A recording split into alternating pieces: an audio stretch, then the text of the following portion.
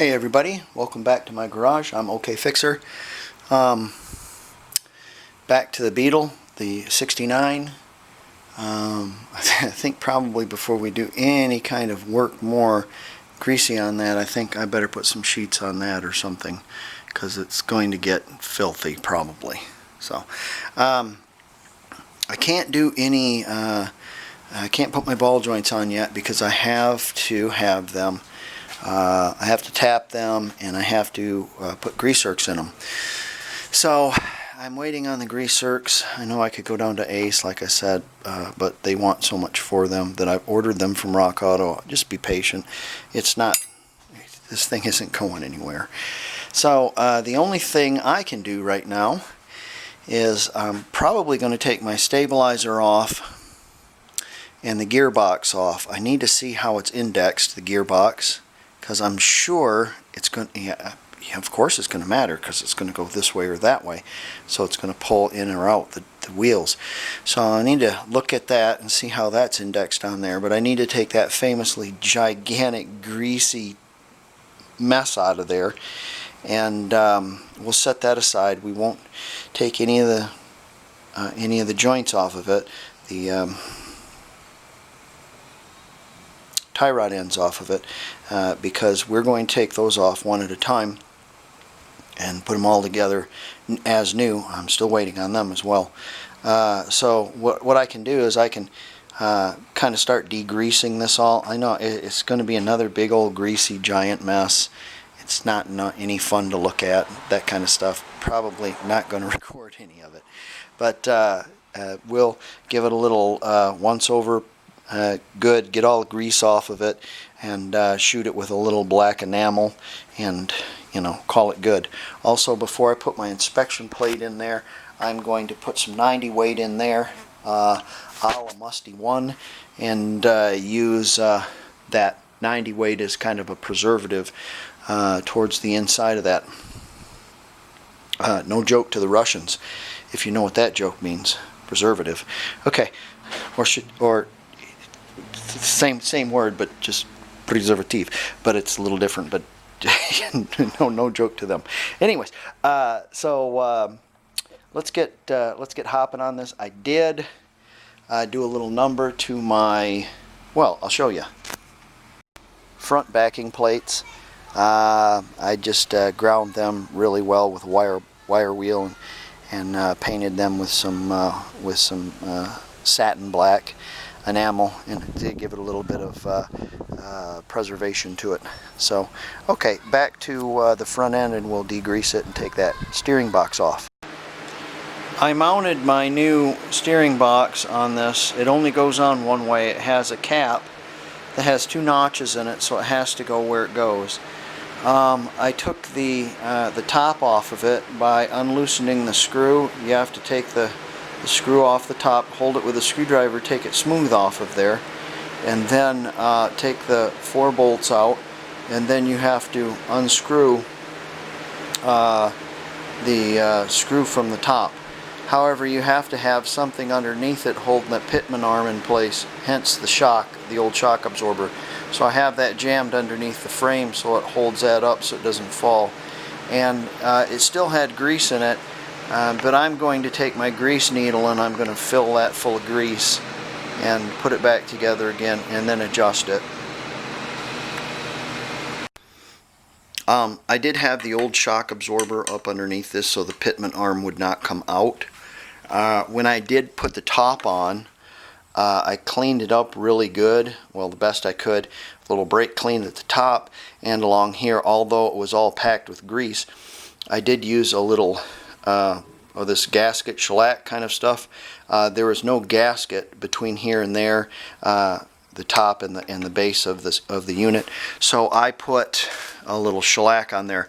The number on this unit is different than mine. Mine was an A and this is a B. However, the number itself is correct, and I'm thinking this probably was a later unit, maybe from a 70 or a 71. As they progress, they B, C, D probably. That's my guess. I could be wrong. Let's see here. When I put it all back together, the nuts didn't fit, or they didn't go down all the way. Don't just crank on them, okay? Find out why. And what I ended up having to do is turn this a little bit, and then it kind of went chunk, and it would go down. But definitely try to tighten these by hand or with a hand wrench, and then you can feel it. Don't zap them down with a zapper. You can break something. And then sometimes you have to work the little screw here up in order to get it down. You know, take all the slack off the unit and work it back and forth. And then while you're working it back and forth, you can tighten this up and just a little bit. But what you want to do is you loosen this screw, and then you feel the slack. See, I have a little bit of slack in there still. See that little bit of slack, and the joint's not doing anything? That's going to transmit to quite a bit of slack on the steering wheel. So I'm going to loosen this. Try to do it one-handed. I guess I can't do it. But I'm going to end up tightening this up just a little bit. You kind of tighten it while you're playing with this. And most of the time, a box that's well wore out, this screw will be way down. So all the bushings are all wore out of it, and the screw has been tightened down to a point where no adjustment can be made out of it. Okay, I'm going to adjust this a little more and get this little bit of slack out of there. You can see that's going to transmit to probably a whole hour on a clock, you know, from 12 to 1. So we don't want that kind of slack in our steering wheel. And then I'm going to do the thankless job of wire wheeling this giant, flubbery, greasy, nasty, oh God, anyways. Yeah, it's something I don't want to do, but got to do it. Like anything on these projects, it's nice to come out in your garage and see that somebody has magically changed the gearbox on your bug, or the progression has taken place on your vehicle. Boy, oh boy, oh boy. Okay. If you incidentally, I thought about this too. If you're servicing this box and the car is on the ground, it's perfectly fine because the box is mounted to the beam. It's not mounted to any of the suspending components, and the ball joint or the tie rod ends are fully articulated. So you know, no shenanigans is going to happen. Also, I noticed the pitman arm is different. There is a hole right here in the other arm, so maybe this is an older unit. I don't know, but you know, it works. So you can service this while the vehicle's sitting on the ground with the wheels on it. You don't have to worry about that. And the grease I put in there also is just wheel bearing grease, and I'm certain that with the fibrous, brown, nasty crap that was in it, what I put in it was 100% better. So yeah. I've noticed on this beam and elsewhere on this, there's a lot of this, what I like to call zimmerit. Zimmerit was the stuff that they put on tanks to stop mines from being attached magnetically. But it's kind of like an anti-corrosive stuff. They started putting these on the Beetles, I think, in '68, something like that. And the underside of this pan was like that. Some of it was flaking off, but there is very little rust. So the stuff that flaked off, I just kind of flaked it all off with a wire brush and a wire wheel, and then I put some enamel on it and ground it in with the wire wheel. And we're doing our best to do a little protection on this. The beam itself, I noticed there's two holes one in the front here on this side and on the left side as well. And there is a drain hole right here at the bottom. So they do leak. If you can see, the welds aren't all the way around. They are just, I don't know if they're meant to do that or probably to let water out or something. Anyways, this one collected some crap in it and rotted in the front here. The steel though is still pretty good. Of course it didn't affect the tube any or the bearings inside. Don't know what I'm going to do with this yet. I'm either just going to blow some oil in it or I don't know. We don't get water and salt like no one else does, so if I stop the rust now, it'll never rust again in its life. So, you know, the structure of the beam is still there. More than likely I'll just blow some oil in it and walk away. So yeah, anyways, the beam does have this rust protective coating on it. I will try to get as much of this off, grease off, without taking that coating off. And you know, it's going to look terrible because when you shoot the black paint over it, it overlaps on the rust preventative and it looks all choppy. And so anyways, all right, let's get back at it. It's so much easier to fix now. Why not? So I've cut some small pieces of some relatively thick sheet steel. That's probably 14 gauge, something like that. It's pretty thick, maybe 16. There's a few gaps there, but I'm going to run my wire fast and my heat low, so we should be able to. Structurally, yeah, I don't know, but I'd just kick myself in the ass unless I fix that. So better do it.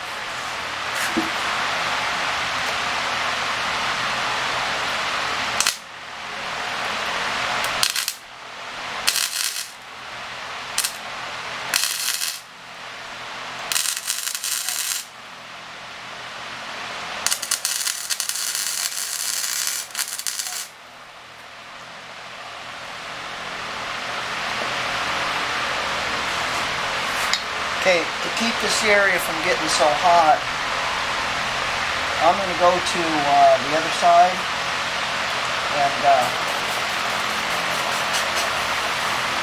I'm going to go to the other side and weld on the other side. And then I can come back to this and tack that a little bit more. Those welds look like crap because that welder's not on the bottle. So I don't have a welder that's on the bottle. So, okay. You know what I think is funny is I don't have to satisfy you on YouTube. I just have to satisfy myself. Hey, structurally it's there. The welds look like dog balls, but structurally it's there. Hey, all right, I'm satisfied. How about you? No? Oh, well, that's just too bad.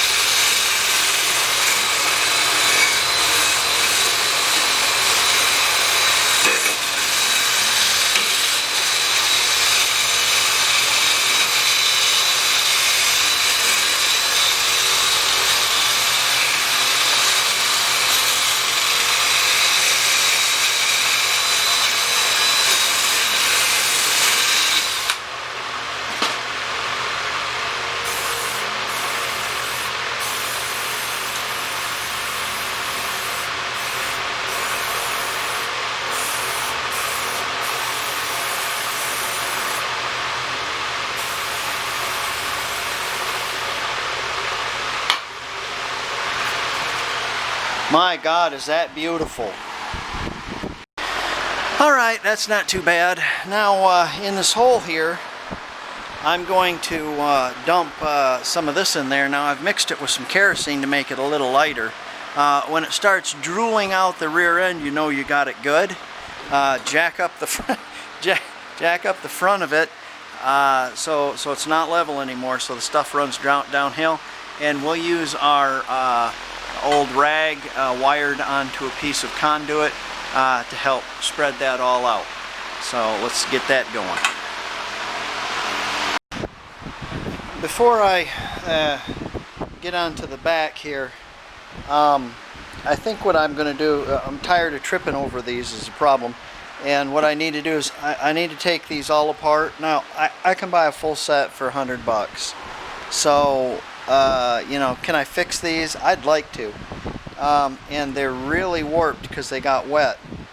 So what I'm going to do is I'm going to take everything off of them that I can, and I'm going to spray just a little bit of water on it to get it humid, and then I'm going to stack them up and put some weight on it for about a month and see what happens. See if it doesn't straighten them out. It'll be interesting to see if it works.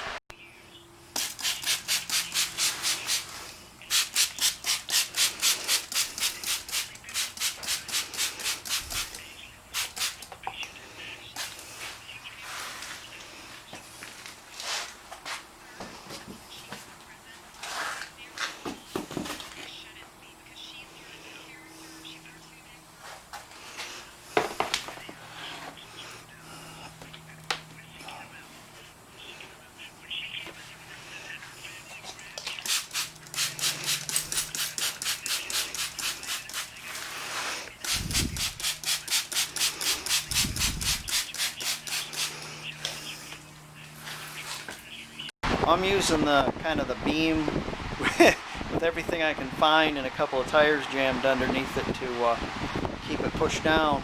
That'll give me 3 or 4 days. It should be fine. I'm going to say it's a month, but 3 or 4 days ought to be all right. And that'll give me 3 or 4 days to work on this back here, and then we'll take them out and have a look at them. Probably need to keep some weight on it while they dry after I take them off, after they've pressed. So if they're not dry, you know, I didn't soak them. I just got them a little damp, and it's freaking 70% humidity here. So you know, maybe they'll work, maybe they won't. I sure would like to use the original ones though, because they came with the car, you know.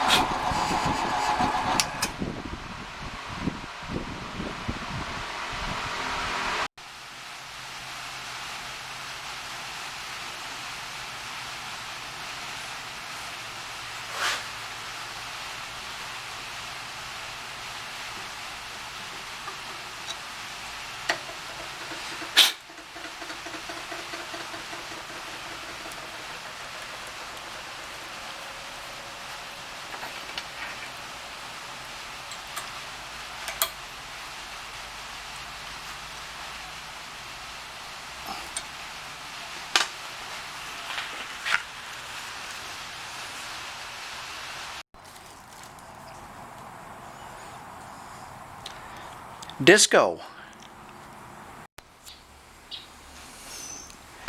I did a little sand job on the frame and the backing plates.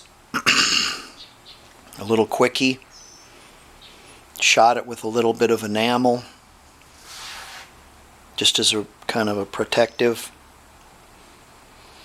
I didn't spend a lot of time on it, and I didn't figure you guys would want to watch it, so I didn't record it. Got another box of parts today. Got rubbers for the body. They go around the engine, front and back. Got 4 tie rod ends. We will have to put grease fittings in those. We'll do that. Got some fender welting. All this stuff comes from Rock Auto because it's so much cheaper than Wolfsburg and stuff. And what I'm going to get from Wolfsburg or West Coast Metric, I don't think it's going to be much different. This was kind of a weird deal, is the shock absorbers came in 2 in one box. They are not gas filled, so they ought to work pretty well. They are bogies. I doubt that they're German. Probably Italian. Okay, let's get those tie rod ends and we'll put the grease zerks in them. Put the rear shocks on. And we'll start working on the front end, if you can see it. Hey, oh my God, I forgot about the... We'll have to look at those too. That'll be interesting, huh? What a testament to German engineering. 51 years old, and they don't have a skip in them.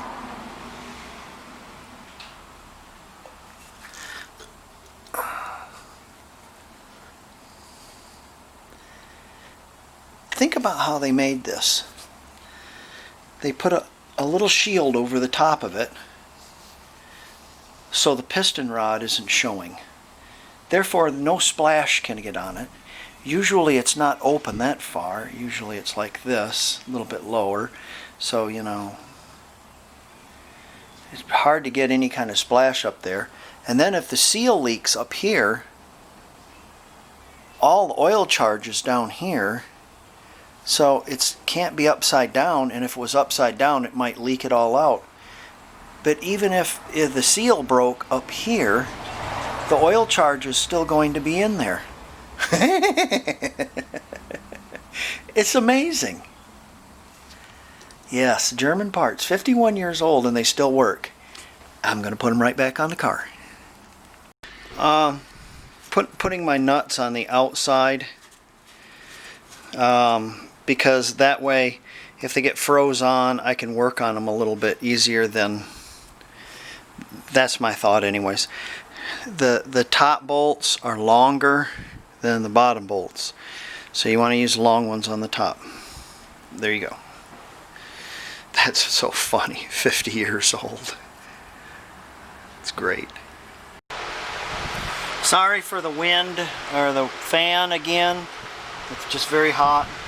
I'm going to do these one at a time, and then when I get done with it, I'm going to sit it on top of the box, and that way, see, it says L, tie rod end, and this one says R, tie rod end. Well, there's 4 different units, so I want to make, I think there's 4 different, probably not, but I'm going to do it so this box says tie rod end left hand side, okay, I know it's this, blah blah blah, inner, outer, that kind of thing.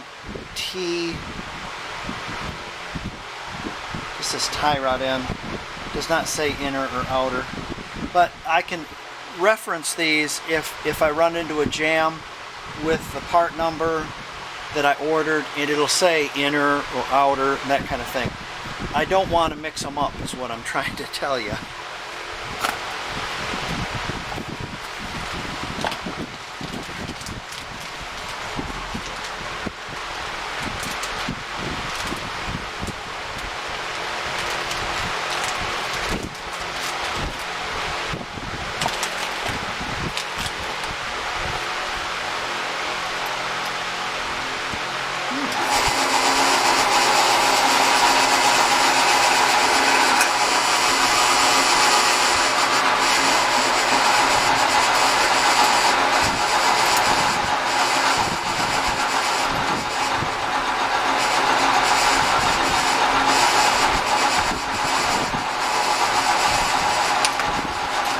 days I'll clean this mess up.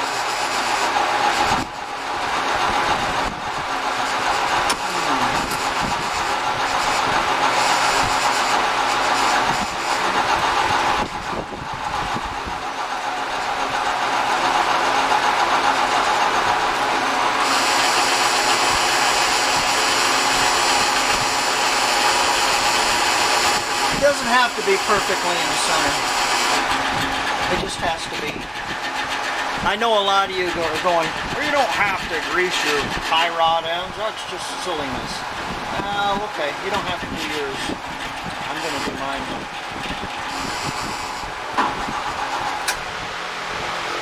Okay, thank you, Uncle Daryl, wherever you might be. This is drill press.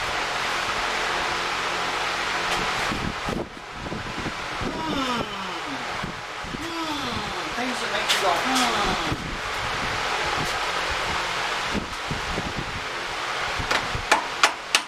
Okay. See, if I cleaned it up, it opened and closed right. See, that's not straight, but that's okay. It'll work.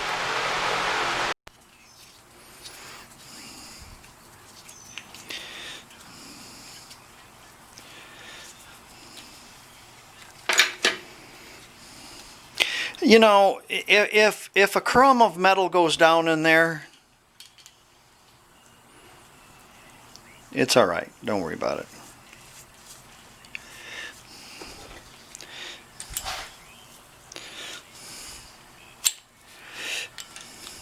Ah, that's 6mm.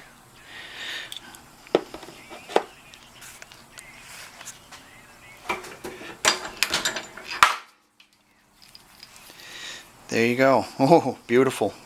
Now let's do the other 3. Now that's a beautiful thing.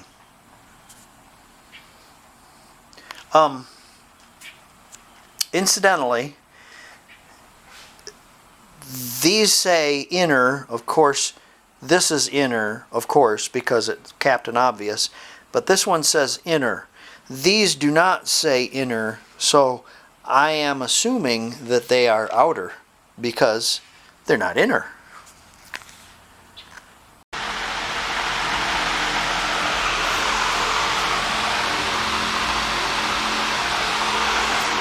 Captain Obvious.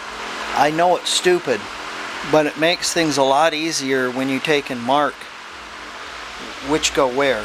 Then you're not trying to figure things out. Just my opinion, you know. Captain Obvious says this one goes here at the top.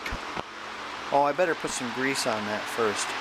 So we'll put some grease on them, and then they're going to go like that.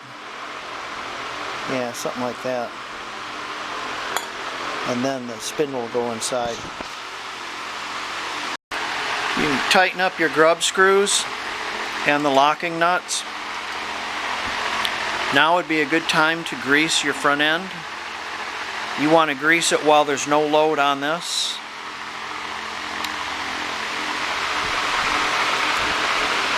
This is your adjustment eccentric, and if you notice there's a little notch here. It goes up here.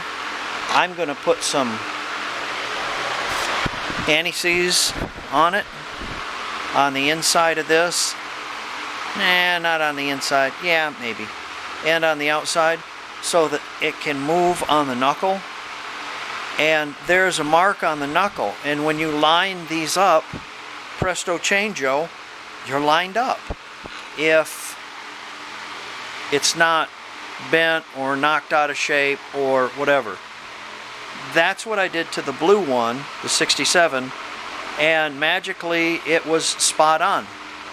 And this is the steering axis inclination, I think, and the caster. Camber? Can't remember. Yeah. So we'll get that on there next. Spindle.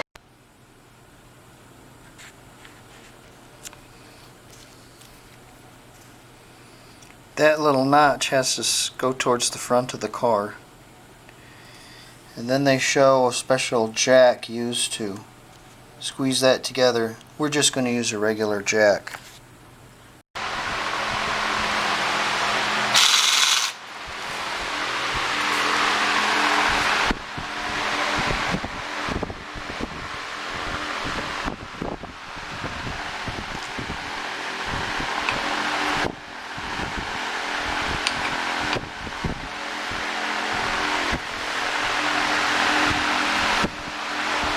$5 off wax paper. I got my jack on this block of wood, and then I just got it right on the edge of this and jacked it up. And just as I got that in there and got my fingers out of the way, it just blew out of there. So, so it might be an easier way somehow to use this and maybe compress it.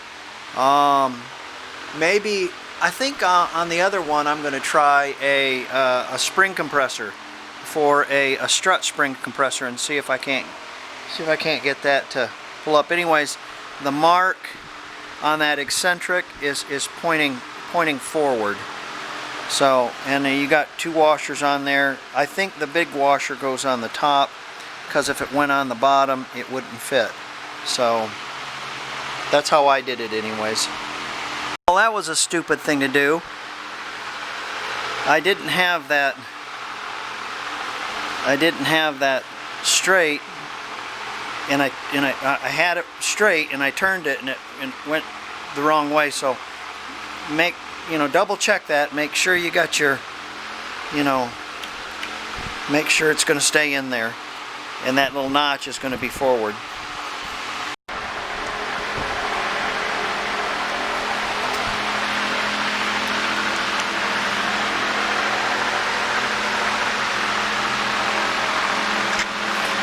Get your fingers in there. Uh-oh, have to come up a little bit more.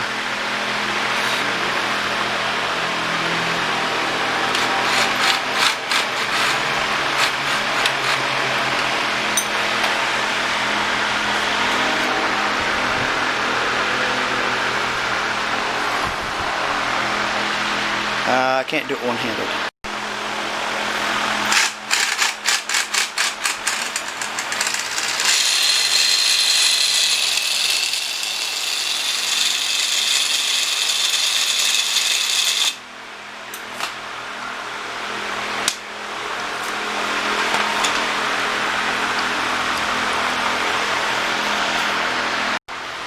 We're going to work on the tie rod ends next. We have our ball joints tightened up and our shock on. We have our front end well greased, and we have our ball joints greased as well. What I did was I sat there and pumped that until that boot swelled up about the size of a basketball, and then I touched it with a razor blade. It all comes spraying out of it. Listen, man, I got to entertain myself some way, go nuts. No. 2 or 3 pumps and that's good. That's plenty. That's plenty. Don't have it swelled up like a beach ball. We're going to take this off, this nut, 13 millimeter, and if I'm not mistaken, this is left-handed thread. I'll have to look at it. These are your 2 outers. One says left and one says right because, yeah, this is left, so this goes to this side. And I think it's left-handed thread. Yeah, looking at the thread, it is left-handed. So it's not going to come off this way. It's going to come off this way. So righty-loosey, lefty-tighty. We're going to count the turns, and we're going to put that one in there, the exact amount of turns, and then tighten it up. And we're going to do this to all 4 joints and then bolt them up, and we should be pretty close to what it was originally. Remember, this vehicle failed because of the transmission, not because it needed an alignment. Get it hot! Get it hot! Come on, baby! Get it hot. Sometimes you put a little heat on them. Get them joints loose. Got our joints on. And I counted as closely as I could the amount of turns. So we should be close. But I'm still going to take it to get it lined up. And then I started putting my brakes on and my backing plates on. So I'll have this one on, I'll have to go the other side, put the other one on. Then we'll pack our wheel bearings and put our drums on. We put our drums on, then we can jack it up and have a look at our door cards that we pressed for a week. I'm interested.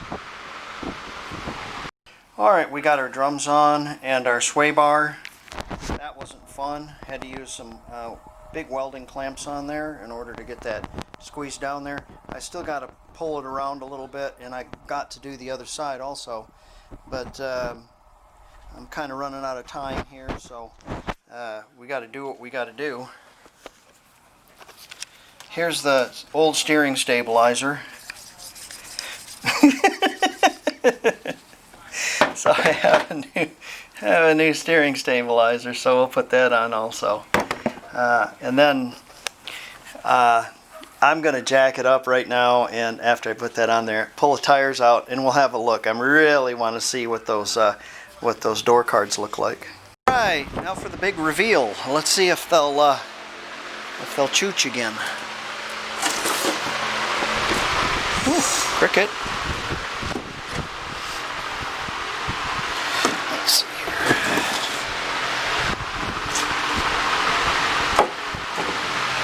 Let's see what you got here. Oh yeah, that one's not bad. That's not too bad. That's got a little twist to it, but it's not savage. It'll work again. I'm thinking these are going to work again. Look at that. Look at that. Those are relatively flat again. How about that? How about that? Look at that. That's not too bad. They were twisted really bad. Better lay them flat again, and they'll twist back up again. It's got a little bend there. Look at that. Oh man, we'll clean these up and they'll be like new. Look at. I'm very happy. Look at that. That's great. Even where it was all wrinkled down there, that's great. They're dry, they're not moldy, they didn't stick together. I'm going to put this one down again. So we're not going to move this around that much. And I'll put this one over the top. There you go. And then I'll put these down. We'll just lay them flat, just leave them there. And yeah, there you go. If you need, and you got really wrinkled ones, you can spritz a little water on them, put a couple old pieces of plywood on it, and a little weight. If I had 2 sheets of plywood, you know, I'm not rich, so you know, you gotta, plywood's $30 a sheet, for God's sakes.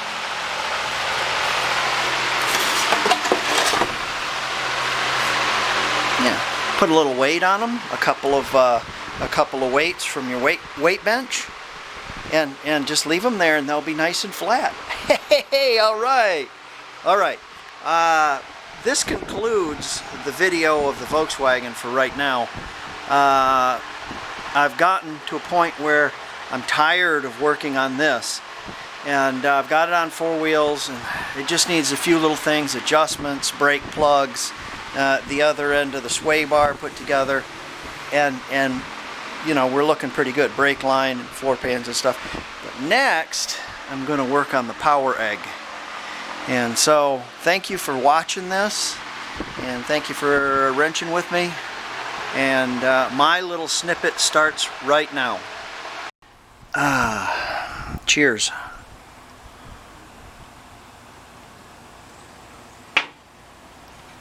Well done. Well, I had all these notes on politics and coronavirus and all that nonsense. Democrats and Republicans. And I decided not to lay all that out. I think what I will lay out, though, is something that's going to pertain to everybody. And that is being prepared. Well, what does that mean? Okay, one of the two is going to win. And it doesn't matter who wins. There are going to be riots. These big cities, these blue cities, with these mayors or governors that don't care and think that everything's a panacea and it'll all go away. You guys are in for some real trouble. This was a test of the American dumbass. And this is only a test, and they just kind of pushed you a little bit to see how far you'd go, see what you'd do. I was shocked that people, like, for instance, the McCluskeys, who had the big house and they came through the gate, the Antifa group, and presented a perfect scenario for reaping. And the McCluskeys waved their guns around, but no reaping took place. I'm shocked in America that more reaping did not take place. I am astonished. Now that, ladies and gentlemen, is gun control. So, that being said, I believe that if Trump wins, there's going to be riots. If Biden wins, they're going to riot anyways. Or celebrate riot. Maybe celebrate and burn and pillage or something like that. But definitely if Trump wins. My money's on Trump, of course. And I think he's going to win. And that means you better be prepared. Again, what does that mean? You better have your stuff together, that's for sure. The other day, I was trying to get glass. I do glass work. And it's getting really hard to get glass. Because everything's shut down. No one's producing. Volkswagen parts are the same way. I got all my parts I needed to rebuild that engine and basically get that car so it'll be rolling tight, I can run it, kind of a thing. It won't be done, but it'll be close. And so all that stuff, you need to think about if you're in a big city or a suburb or something, you might lose electric power. You have a generator, you have fuel to power your generator. Do you have guns and ammunition to protect your house? If you're going to protect your house with a knife, a person with one bullet can take everything you got and everything you're going to have. Think about that. One bullet. You can take everything. So, that's some things to think about. Food. Water. If you live in a community that's close to rioters, do you have a water source to put out your fire? My swimming pool, I have 2 lines coming out of it, and they can be hooked into my pressure washer, which is gasoline powered, rather quickly. So if we don't have any water pressure, I can put out fires until the pool's gone. So, all that stuff is something to think about. I always think worst case scenario, Armageddon kind of a thing. And I have a feeling that's what this is going to be. So prepare yourself. Prepare yourself with stuff. Prepare yourself with an exit strategy. Prepare yourself with friends that you can go to. Prepare yourself for a meeting place for your family. you know, prepare yourself for all the emergencies that is. Does your car have this, that, and the other in it? Where are you going to go? How are you going to go? Are the highways going to be, you know, booked up? Which fight are you going to pick? Are you going to sacrifice yourself for one Antifa member? Or can you reap 50? Think about it. You know, I don't know. You know, if you're going to go to prison for waving a gun around, you know, what's the wages of sin? So, prepare yourself, please. I'm going to. You should do the same. Well, I'm going to sit here and enjoy my Heine liquor and know that I did a reasonable job on that car. Oh man. Oh yeah, it's a labor of love, I guess. Anyways, thanks guys for being with me and sharing my beer and my thoughts, and we'll catch you on the next one. See you guys later. Bye.